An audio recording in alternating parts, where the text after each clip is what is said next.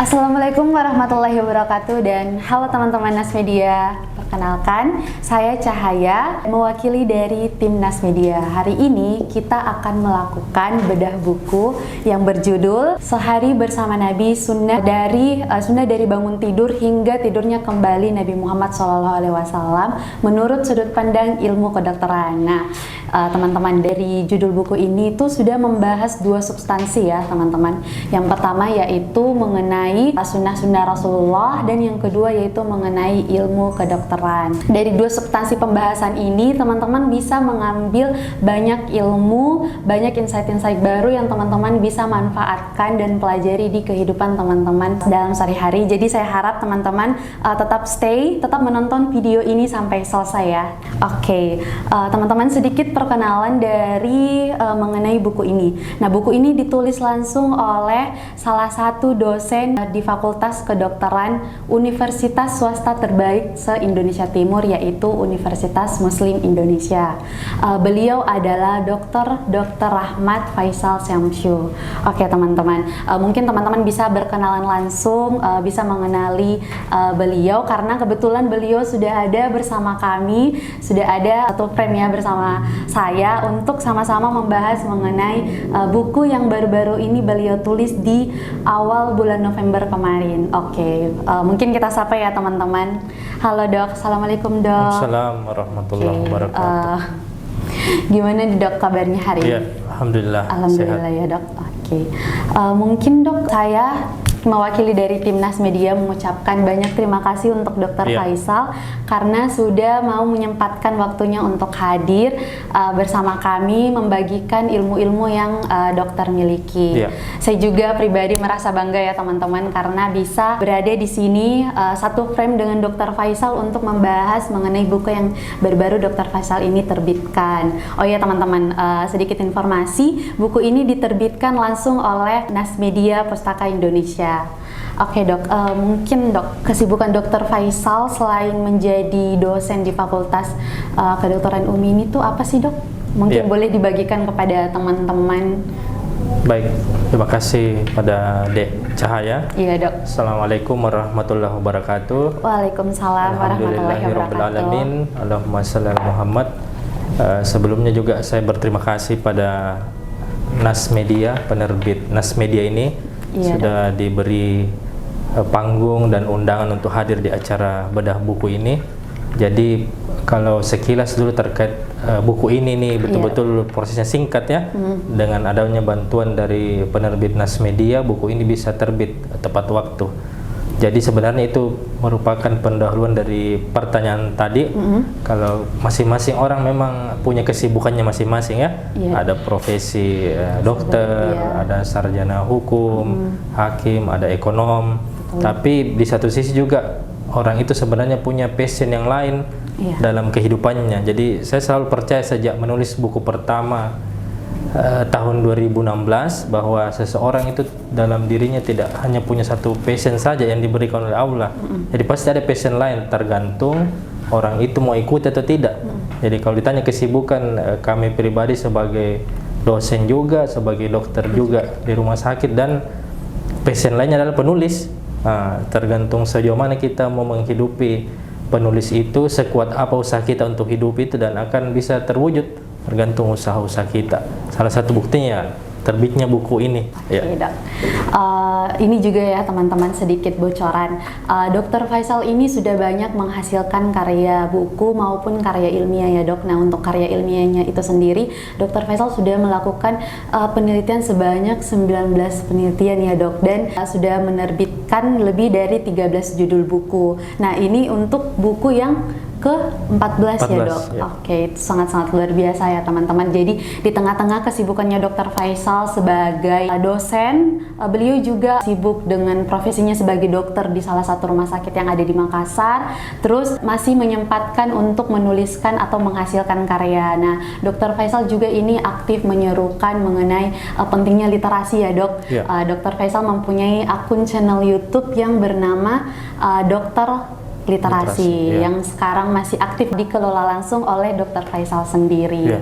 Oke teman-teman, tanpa berlama-lama ya, mungkin kita bisa masuk langsung mengenai pembahasan dari buku Bersama Nabi ini. Oke dok, saya sempat ini dok bertanya-tanya kenapa sih dok memilih, Dr. Faisal ini memilih warna hijau dan desain seperti ini dok? Adakah apakah ada alasan khusus yang Dr. Faisal ingin sampaikan kepada teman-teman atau kepada pembaca ini? Mungkin bisa disampaikan dok, dijelaskan. Baik, terima kasih. Jadi sekali lagi saya berterima kasih ya pada manajemen Nas Media, karena ini berapa kali revisi sampai muncullah cover buku ini ya. Tadinya ada cover yang dikasih tapi ada lagi perubahan, diedit lagi warnanya, diedit lagi desain, dan jadilah seperti ini. Jadi kalau warna hijau ini ya tentu saja identik dengan agama kita ya, agama Islam, tentang hijau, dan desain kaligrafi, ada kaligrafi Nabi di depan cover ini juga. Itu kami sempat berpikir, karena kan Nabi ini kalau diilustrasikan wajahnya masih banyak referensi-referensi, itu agak sulit ya, apalagi kita tidak pernah bertemu langsung. Jadi salah satu caranya adalah dengan kaligrafi, dengan huruf hijaiyah yang menyusun nama Nabi Muhammad SAW. Jadi itulah asal mulanya kenapa jadi warna seperti ini dan kenapa ada kaligrafi di depannya. Ya. Baik dok, jadi warna hijau itu diidentik sendiri dengan warna agama kita, yaitu Islam, dan kaligrafinya itu tertulis itu nama Nabi Muhammad SAW ya dok. Jadi secara nggak langsung teman-teman dari covernya ini saja sudah menjelaskan mengenai isi buku yang Dr. Faisal tuliskan. Oke. Nah untuk dari cover dok, kalau selanjutnya yaitu mengenai isi buku. Nah di setiap bab-babnya ini dok ada pembatas ya dok. Nah ini dari tiap-tiap bab ini diberikan pembatas. Untuk alasan Dr. Faisal sendiri kenapa ingin memberikan tiap-tiap bab itu pembatas atau warna-warna seperti ini dok? Mungkin ada alasan khusus dari Dr. Faisal sendiri? Iya, baik.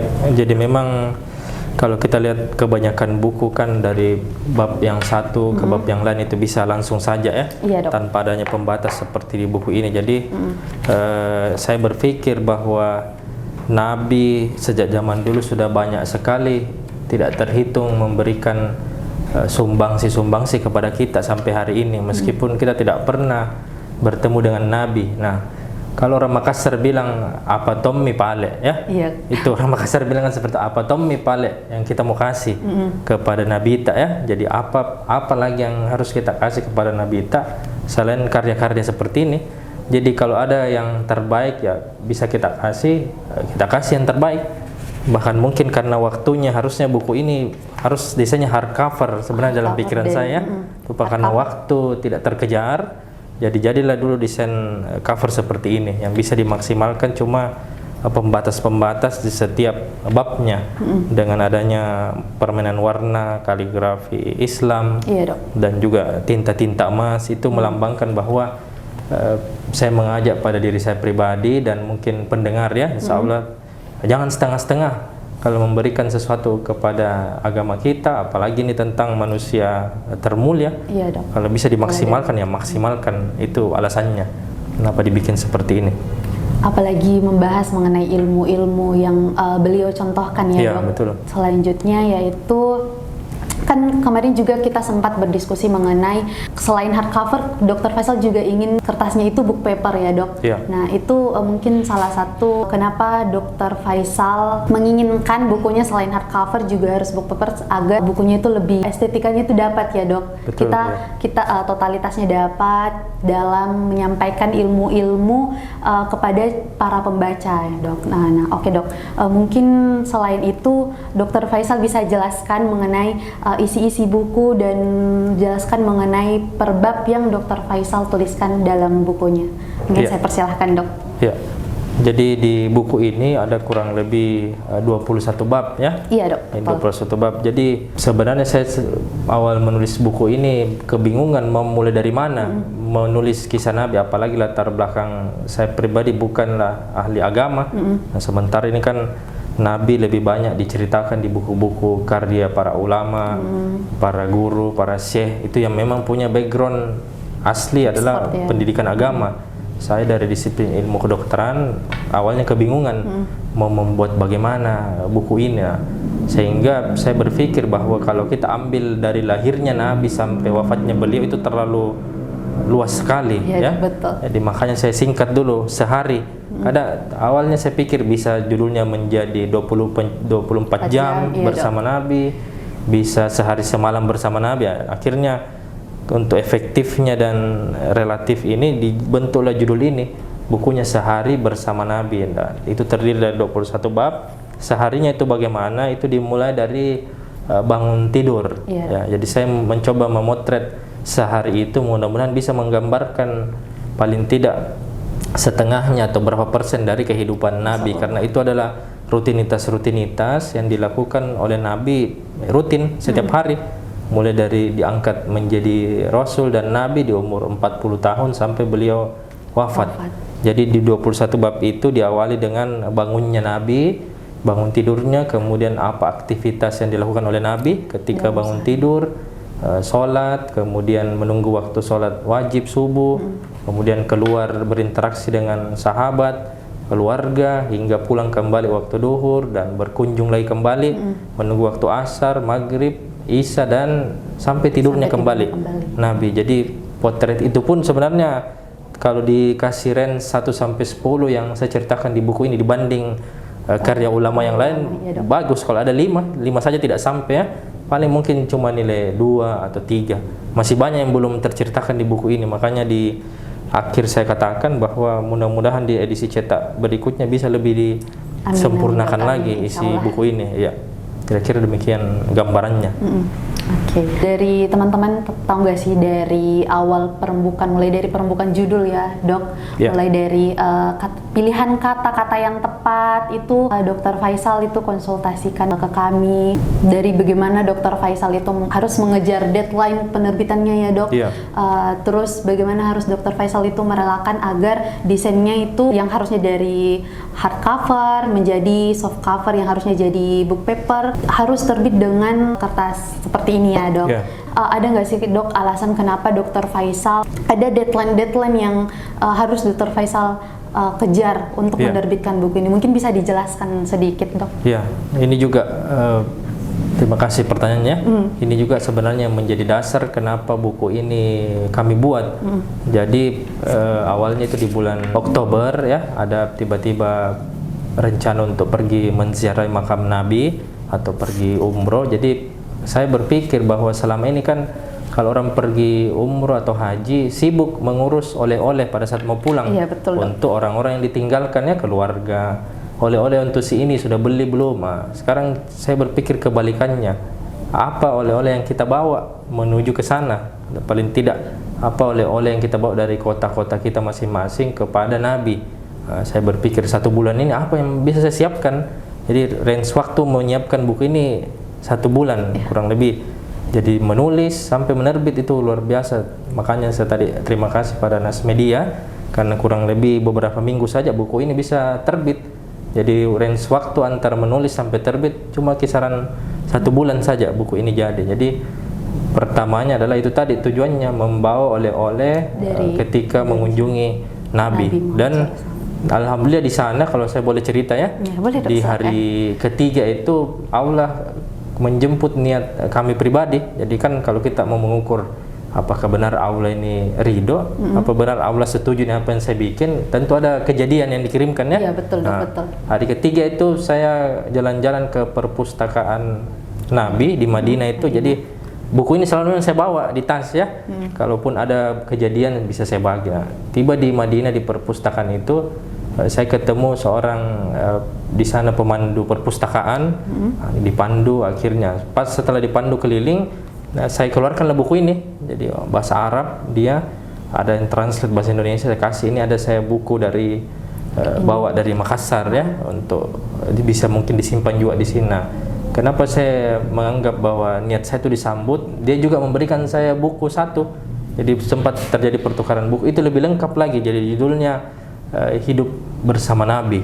Jadi lebih lengkap lagi. Jadi saya ada respon dari alam ya, ada respon dari kejadian bahwa apa yang saya lakukan ini insya Allah disambut itu. Jadi buku itu bisa menjadi referensi lagi nanti untuk menyempurnakan ini.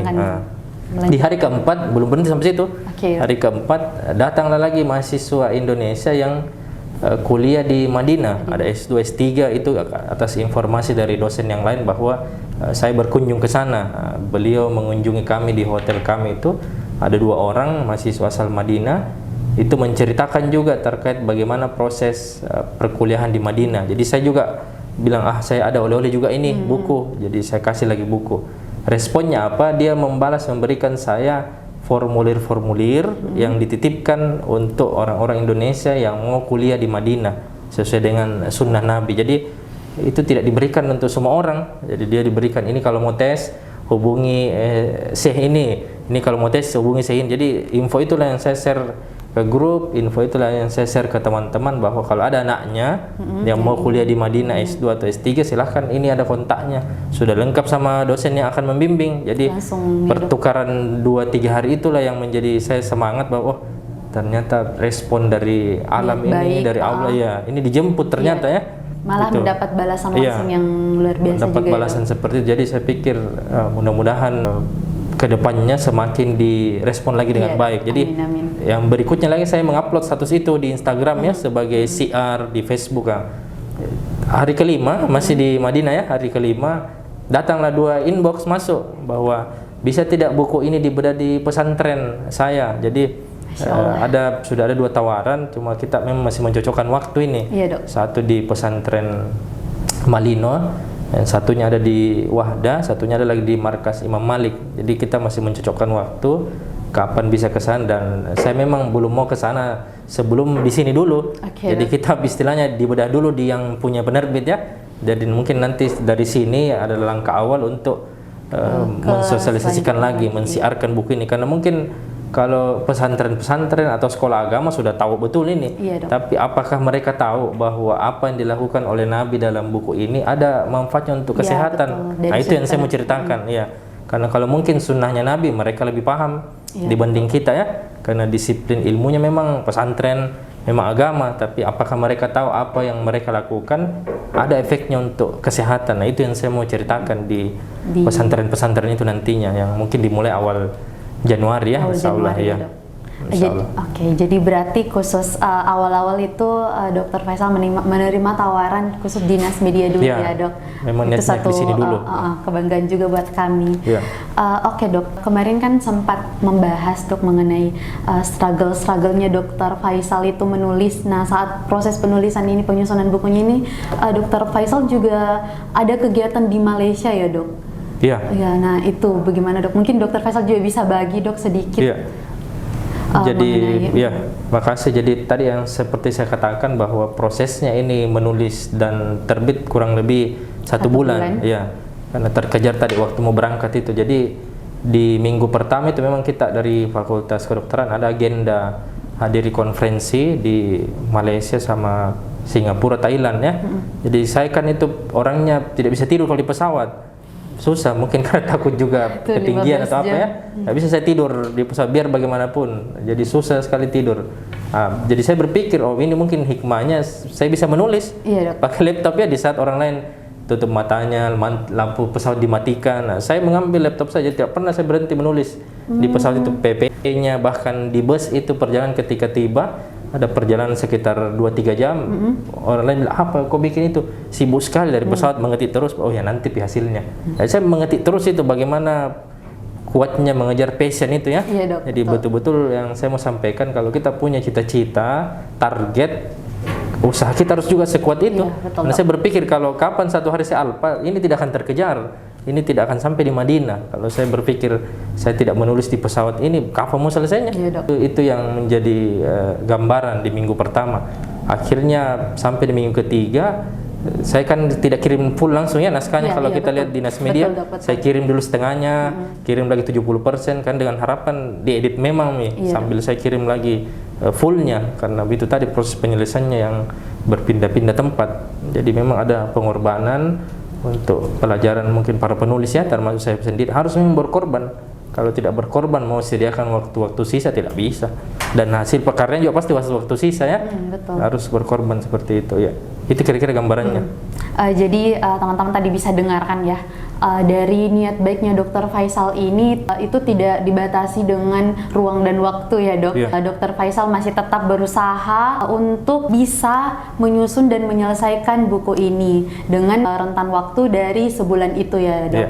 Di tengah-tengah kesibukannya Dr. Faisal masih menyempatkan agar buku ini bisa selesai sebelum berangkat ke Madinah. Oke dok, membahas mengenai bukunya nih dok, ada satu bab yang membuat saya penasaran mengenai bab keuntungan sholat ya dok.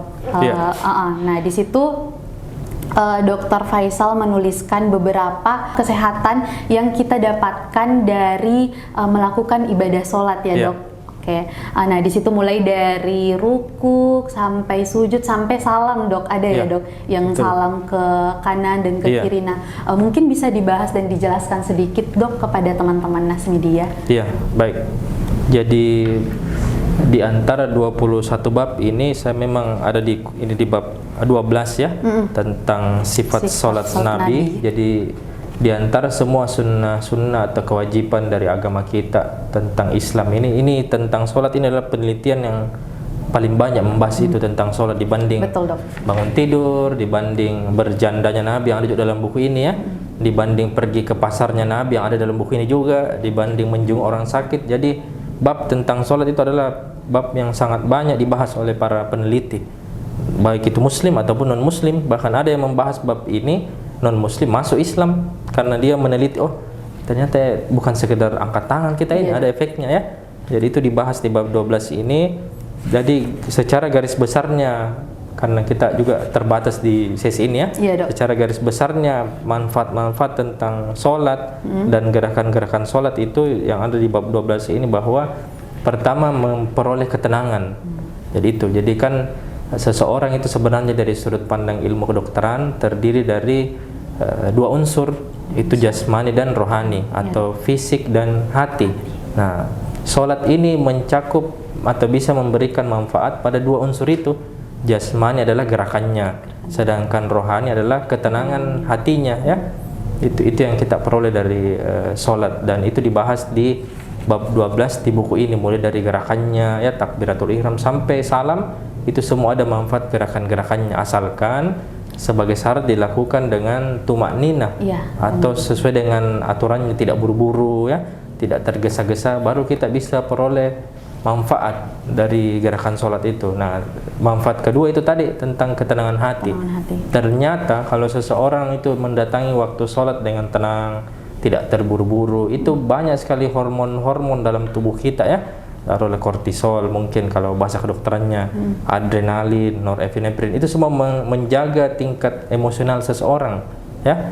Jadi kalau kita mendatangi sholat dengan tenang, tidak buru-buru, itu semua hormon itu terkontrol. Nah kalau kita lihat di rumah sakit, adek ya, di rumah sakit itu kan kalau di UGD banyak orang yang datang kecelakaan ya, rasa sakit di kepala ke di perut. Itu kalau kita potret dari dunia kedokterannya, kita akan tulis di rekam medik, kecelakaan, patah terbuka, misalnya patah kakinya ya, sakit perut, melilit, sakit kepala, tekanan darah naik.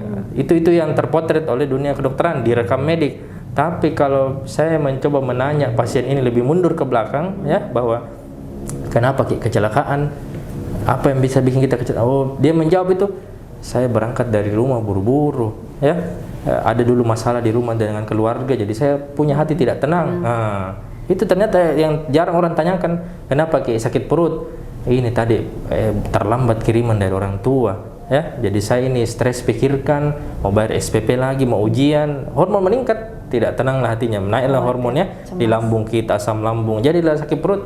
Kenapa tekanan darah naik? Pasien ketiga lagi misalnya ya, oh saya ini susah kehidupanku karena banyak harapan-harapan yang tidak sesuai kenyataan, jadi tidak tenang, mau mengejar saja harapan itu, sakit kepala, tekanan darah naik, adrenalin naik ya, stres meningkat. Jadi asalnya sebenarnya pada ketenangan hati itu. Kalau orang memprepare dengan baik sholatnya, dalam buku ini dia bisa mencapai ketenangan itu. Jadi kalau ada masalah datang, dia bisa atasi dengan tenang. Oh, ini kan sudah ditakdirkan oleh Allah, tugas saya pergi ibadah saja, nanti Allah akan kirimkan kejadian-kejadian lagi berikutnya, atau orang-orang yang tidak kita sangka-sangka ya. Kalau bahasanya Al-Quran itu Ada kadang kita dikirimkan orang yang tidak kita kenal, tidak kita tahu sebelumnya, tapi dia bantu kita, tidak disangka-sangka. Nah, itu kalau kita punya ketenangan. Jadi efek garis besarnya di tentang bab 12 ini tentang sholat adalah manfaat jasmani dan rohani atau fisik dan hati. Itu yang kadang tidak dimiliki oleh agama lain. Bahkan kan agama lain sudah mulai mengadopsi kayak bermeditasi. Itu kan sebenarnya ketenangan yang dia ingin ya, tapi kadang agama lain di luar Islam tidak tahu eksistensi ketuhanan. Jadi kadang dia apa? Ketenangan menyembah sesuatu, ketenangan menyembah beribadah kepada ini. Padahal ada konsep ketuhanan yang harus kita tahu, kepada siapa kita ini mencari ketenangan. Nah, itu. Ya, Dok, karena kayak berdiam diri itu bukan hanya berdiam diri tenang seperti langsung tenang ya, Dok. Tetap ada hal-hal yang harus kita pasrahkan, yang harus kita serahkan kepada Sang Pencipta, begitu ya, Dok. Jadi yang Dokter Faisal tadi sempat jelaskan teman-teman ini bahwa ketenangan itu bisa kita dapatkan, bisa kita kuasai ketika sholat kita sudah benar, ketika sholat kita sudah tenang, sudah tumak nina, insya Allah itu bisa kita aplikasikan di kehidupan kita sehari-hari ya, Dok. Dan bisa menghindari dari penyakit-penyakit ataupun musibah-musibah yang bisa mencelakakan diri kita ya, Dok, seperti itu. Oke, Dok. Di dalam sholat itu kan ada beberapa gerakan nih, Dok. Nah, untuk sholat kan sendiri tadi seperti yang Dokter Faisal jelaskan itu bisa kita dapatkan di bagian kesehatan jasmani, yaitu kesehatan fisik. Nah, menurut Dokter Faisal itu kan biasanya itu ada beberapa orang yang sholatnya itu asal sholat, Dok. Nah, seperti itu. Itu bagaimana pendapat Dokter Faisal? Apakah ada sangkut pautnya menurut dari kesehatan atau ilmu kedokteran, Dok? Iya, baik, betul.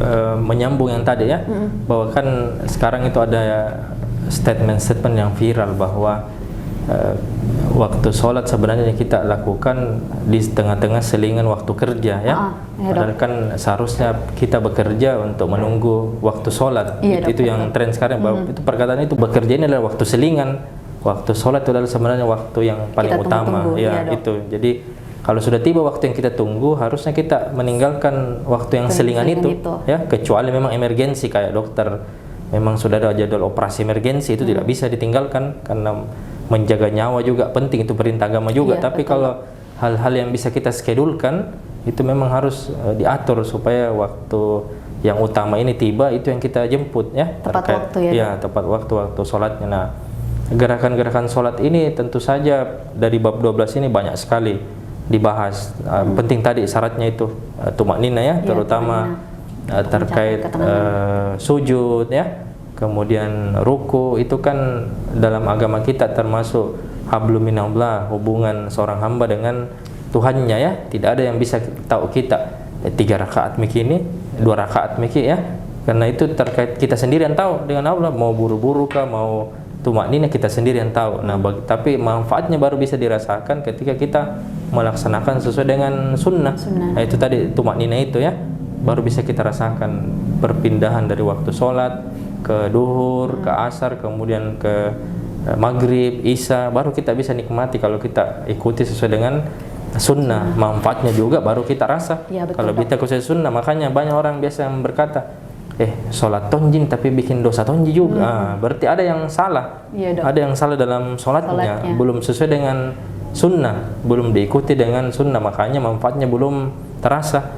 Karena banyak sholat tonjin tapi kenapa maksiat juga?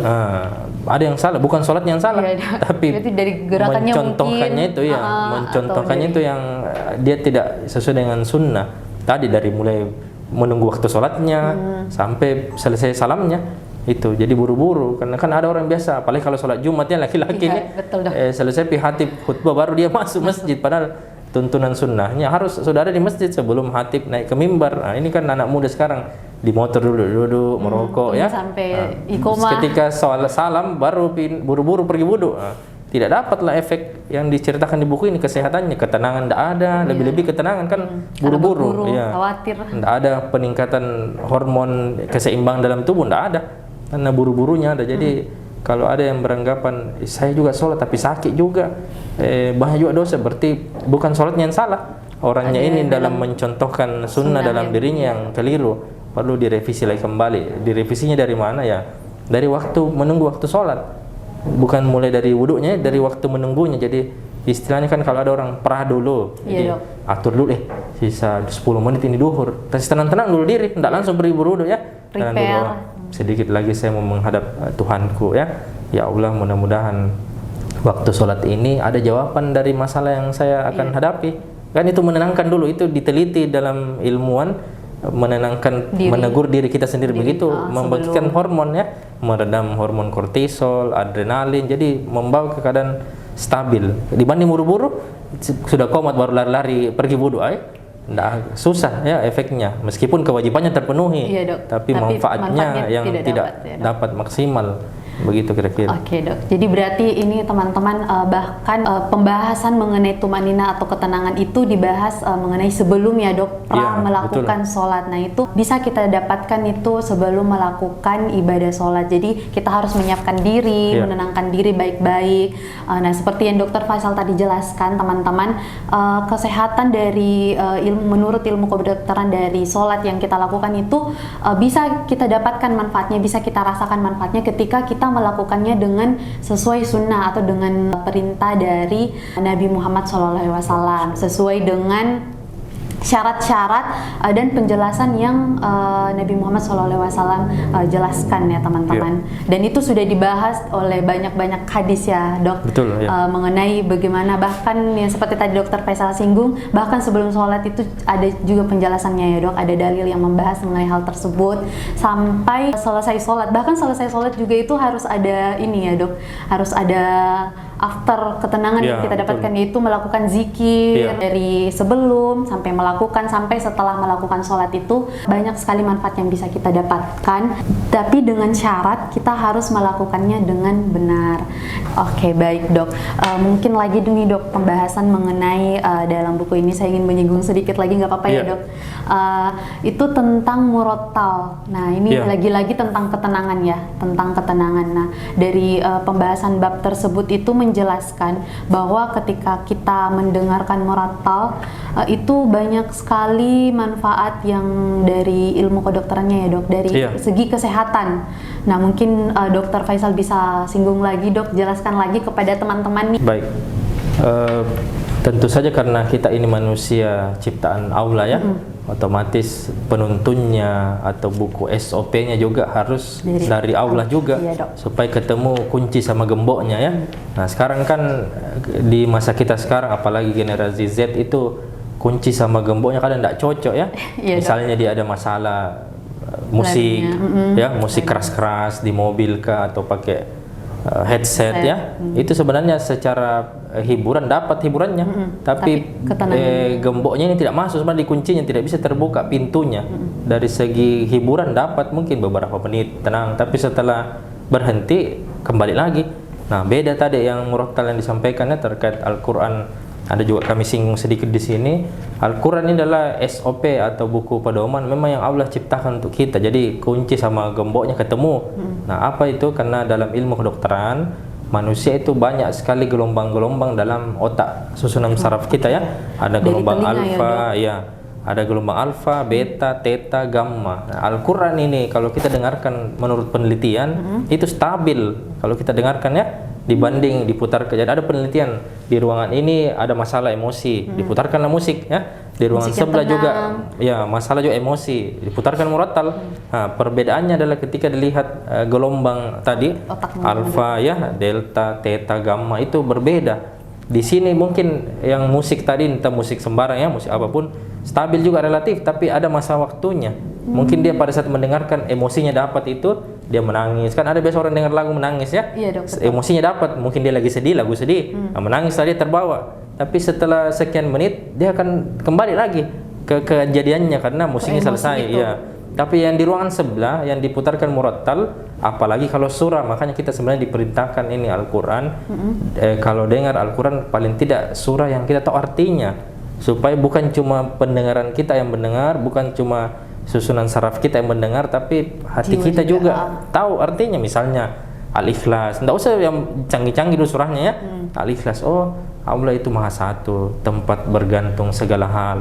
Dia tidak beranak, tidak diperanakan. Cuma di tempat itu kita bergantung saja. Nah, kalau sudah kita dengar itu berulang-ulang, ditambah lagi suara imam yang memang bagus suaranya, tajwidnya bagus, itu gelombang alfa, delta, theta, gamma tadi stabil, bukan cuma di ruangan itu saja. Ketika dia meninggalkan ruangan itu ketenangan itu ada terjaga dalam dirinya. Iya. Karena memang tadi kunci ketemu dengan gemboknya. Ini tadi yang ruangan sebelah, bukan secara ketenangan dapat sedikit tapi tidak terbuka pintu itu. Karena bukan itu kuncinya. Bukan kuncinya. Tadi Al-Quran itu adalah kuncinya. Iya. Bahkan kalau kita lihat karya ulama, jangan didengarkan. Ada Al-Quran saja terletak begini dan kita memandang Al-Quran itu, orang yang hatinya sudah bagus, ada ketenangan dalam dirinya dan sudah terhitung pahala ya. Memandang saja Al-Quran pahala dan ada ketenangan. Tapi sekarang kan era sekarang susah ya. Mau meninggal baru orang cari Al-Quran di rumah, itu pun didapat di lemari, banyak debunya. Baik kalau tidak hilang lembarannya ya di dalam. Itu sekarang yang terjadi. Jadi bagaimana mau dapat ketenangan? Muncullah di ilmu kedokteran penyakit yang viral. Itulah mental health. Ya, betul, ini kan viral sekarang ya. Viral sekali, orang dibahas di sisi ilmu kedokteran, bahas itu mental health. Kenapa? Anak muda depresi, bunuh diri, kecemasan, cemas, ditinggal sedikit, pacarnya lari, lebih bohongi orang tuanya ya. Banyak sekali. Kunci diri, bunuh diri di mobil, itu kan banyak sekali kasusnya. Lompat dari gedung, anak SD bahkan lompat dari sekolahnya. Mental health, karena dia kehilangan kunci tadi sama gemboknya, tempat larinya salah. Itulah mental health. Kita singgung-singgung sedikit ya, terkait ini Al-Quran ya. Oke dok, jadi berarti tadi itu sedikit pembahasan disinggung tadi soal mental health, berarti bukan hanya di ilmu kesehatan secara fisik ya dok, ternyata juga di kejiwaan itu mendengarkan murotal itu bisa berdampak baik, bisa berdampak positif untuk teman-teman yang hatinya lagi risau, lagi gelisah. Jadi jika teman-teman itu ketika hatinya risau, hatinya gelisah, sudah mendengarkan musik, sudah mendengarkan lagu kesukaan teman-teman, tapi tetap ya dok, tetap tidak mendapatkan ketenangan. Nah, mungkin salah satu jalannya itu yaitu dengan mendengarkan murotal. Bahkan saya tambahkan sedikit, boleh, dok. Ada penelitian saya nih berjalan sementara masuk hasil itu di kamar operasi di rumah sakit kami. Pasien yang sudah dioperasi itu diputarkan Quran surat Ar-Rahman. Jadi diteliti rasa sakitnya, satu tidak diputarkan, satu diputarkan. Nah, itu hasilnya sementara yang kami peroleh. Yang diputarkan Ar-Rahman ini kan dia tahu artinya ya. Ada pengulangan 31 kali, nikmat Tuhan mana yang kamu ingkari. Jadi rasa sakitnya yang tidak diputarkan itu taruhlah 7, ini yang diputarkan 4, 3, 4. Nah, begitu. Jadi baru didengarkan itu, diputarkan speaker ya. Itu penelitian yang sedang berjalan ya, dan alhamdulillah hasilnya bagus. Dia lebih memilih, oh putarkan saya itu. Jadi rasa sakit saya hanya mendengarkan saya tanpa dikasih obat sudah berkurang, apalagi mendengarkan tanpa kasih obat. Nah, tambah hilang rasa sakitnya. Itu salah satu efeknya ya. Oke, dok. Apa sih dok harapan Dokter Faisal setelah menulis buku ini mungkin untuk diri Dokter Faisal sendiri, terus harapan Dokter Faisal kepada para pembaca dari buku yang Dokter Faisal ini tuliskan? Jadi selain di awal tadi saya sudah ceritakan kenapa buku ini ditulis ya, apa maksudnya. Yang kedua itu harapan apa ya. Jadi saya melihat kita di era kekinian, utamanya generasi Z itu kehilangan sosok idola ya. Idola. Jadi kan sekarang itu banyak orang kalau disebutkan idola lari apa yang tren film Korea ya. K-pop. Ya, K-pop, apa Song Joong In, Sang Min In ya, Lee Min Ho, semuanya. Itulah idola-idola kita sekarang. Jadi kehilangan sosok idola. Nah, saya berharap buku ini bisa hadir paling tidak menjadi ambil bagian ya, bahwa kita punya sebenarnya idola sejati ini. Inilah Nabi Muhammad SAW yang tidak pernah ketemu dengan kita ya, tidak pernah bicara dengan kita, tapi begitu mencintai kita. Nah, sekarang bagaimana kita membalas cinta itu? Nah, tentu saja ikuti sunnahnya, bukan ikut gaya rambut Lee Min Ho, Sun Gokong apa semua ya, bukan ikut itu, tapi ada idola yang kita harus teladani.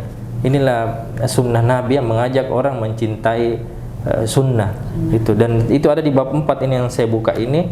Sebenarnya apa manfaat seseorang ketika dia mencintai Nabi? Yang pertama itu mendatangkan kecintaan Allah, karena kan Allah sendiri sudah bilang di Al-Imran ya, Quran surat Al-Imran di pembukaan buku ini, Qul in kuntum tuhibbunallah. Jadi Allah bilang begitu, katakanlah manusia kalau kalian mencintai aku, itu ada saya utus ya. Ada saya utus satu orang yang bukan robot, bukan malaikat, tapi dari kalangan yang sama dengan engkau, manusia juga. Kalau engkau mencintai aku, jangan mau kau repot-repot mau ketemu dulu dengan saya.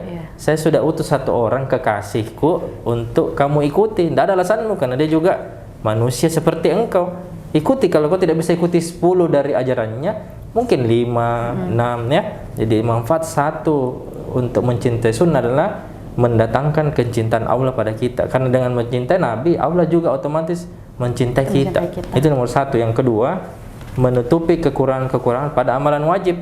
Ini manfaat dari mencintai sunnah. Jadi kalau sholat kita mungkin ada bolong-bolong sedikit, paling tidak kalau dia bolong, malaikat nanti periksa, coba cek amalan sunnahnya untuk bisa tidak menutupi ini ya. Yang ketiga, membentengi diri dari tergelincirnya kita bid'ah atau hal-hal yang tidak diajarkan ya di dalam agama. Keempat, melakukan salah satu upaya syiar pada kaum muslimin terhadap Nabi ini ya. Jadi yang kelima mungkin yang saya tidak tuliskan sini terkait efek kesehatan. Kalau mungkin ini kan pembawa acaranya perempuan ya. Di sini kan orang biasa sekarang perempuan repot cari klinik kecantikan. Iya betul. Sama mahasiswa saya biasa ya. Atau ini tembok atau mukanya nih yang putih ya, mahasiswa saya. Baru masuk pintu gerbang sudah terasa parfumnya, luar biasa. Dia lupa bahwa ada sunnah sebenarnya yang tanpa mengurus pun dia repot ke klinik kecantikan. Kalau dia mengaplikasikan itu berwudu, menjaga wudunya, salah satu efeknya sunnah mendatangkan cahaya pada dirinya ya. Tidak perlu itu cahaya dibuat-buat kayak lampu, skincare, tapi cahaya yang betul-betul dari Allah. Makanya ada orang biasa bilang, bercahayanya mukanya ini orang ya, bukan cahaya dibuat-buat itu, tapi Allah yang memberikan memang cahaya itu pada dirinya yang tidak bisa dibeli, tidak ada harganya. Karena efek mencintai Nabi, mengikuti sunnah, cahaya kan ada biasa begitu orang kita lihat ya. Iya dok, ada. Luar biasa. Di mana ini dia dapat cahaya seperti ini? Itu pemberian itu yang tidak diberikan oleh semua orang. Apalagi dia ikuti sunnah, salat tahajudnya terjaga ya. Salat duhanya terjaga, puasanya mungkin ya Senin Kamis terjaga. Tidak usah kita bayar-bayar klinik. Ikuti saja itu sunnah. Allah berikan cahaya untuk kita yang tidak bisa dibeli oleh apapun di dunia ini. Memang pemberian langsung itu salah satu manfaat dari mengikuti sunnah ya. Oke dok, jadi yang seperti tadi Dokter Faisal jelaskan sedikit teman-teman, bahwa kebanyakan itu dari generasi Z itu mengidolakan orang yang bahkan orang tersebut itu tidak tahu bahwa kita tuh ada di dunia ini. Sedangkan kita punya the real idola, suri toladan yang bahkan belum ketemu sama kita, kita belum hadir di dunia ini sudah mencintai kita begitu besarnya. Bahkan di akhir hayat beliau ya dok, beliau itu tidak mengkhawatirkan anaknya, tidak mengkhawatirkan istri, tidak mengkhawatirkan sahabatnya yang jelas-jelas ada di antara beliau di akhir hayat, tapi beliau mengkhawatirkan umatnya ya dok. Betul-betul betapa besarnya kecintaan beliau terhadap umatnya. Jadi teman-teman mungkin ini sedikit tamparan yang keras ya teman-teman, termasuk saya sendiri, untuk sadar bahwa ada idola yang cintanya itu butuh untuk dibalas teman-teman.